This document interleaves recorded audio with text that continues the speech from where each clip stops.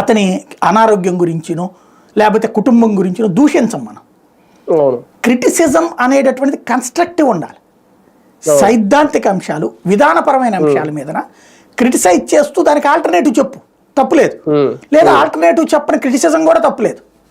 ఎందుకంటే మనం సినిమాని విమర్శించామంటే మనం కూడా డైరెక్టర్ అయిపోయి ఇంకో సినిమా తీయగలుగుతామని కాదు అర్థం.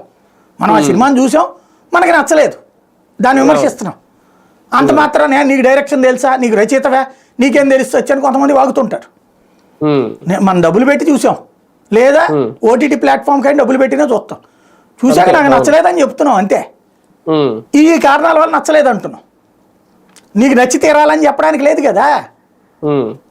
ఇట్లాగా నువ్వు నీ విధానం అంటే ప్రభుత్వం ఈ నిర్ణయం తీసుకుంది, ఇది నచ్చలేదు, ఈ నిర్ణయం తీసుకుంది, ఇందులో ఇంతవరకు మంచి ఉంది, ఇంతవరకు చెప్పడంలో తప్పులేదు ఎక్కడ.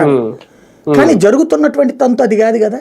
ఇప్పుడు కనబడుతున్నదంతా కూడా విచిత్రమైనటువంటి ఈక్వేషన్ వైపుకి వెళ్తున్నారు.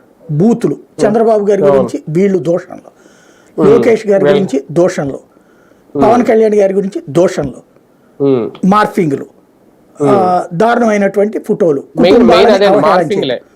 కుటుంబాలని బూతులు మాట్లాడటం, ఇది వీళ్ళు. ఇటు పక్కన జగన్మోహన్ రెడ్డి, భారతి, వీళ్ళ గురించి వీళ్ళు అందరూ కూడా. వీళ్ళందరూ అసలు ఈ కామెంట్ పెట్టేవాడు, ఇది చేసేవాడు ఏనాడన్నా వాళ్ళ జీవితంలో వాళ్ళ స్థాయికి వెళ్ళగలుగుతారా? వాళ్ళ స్థాయిలు కనీసం వాళ్ళ పిఏగా వెళ్ళగలిగే స్థాయి అన్న ఉంటుంది వీళ్ళు. ఎందుకు ఆ విధమైనటువంటి దోషం అంటే కడుపు మంట తీర్చుకోవడం, లేదా మనం తీసుకుంటున్న డబ్బులకి న్యాయం చేస్తాం.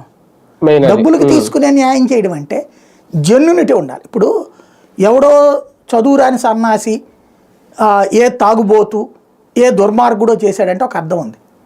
ఇప్పుడు ఎలా తయారవుతున్నామంటే సోషల్ మీడియాలో పోస్ట్, నాకు భయం వేస్తుంది ఏంటంటే ఒకప్పుడు దొంగ అంటే, గజ దొంగ అంటే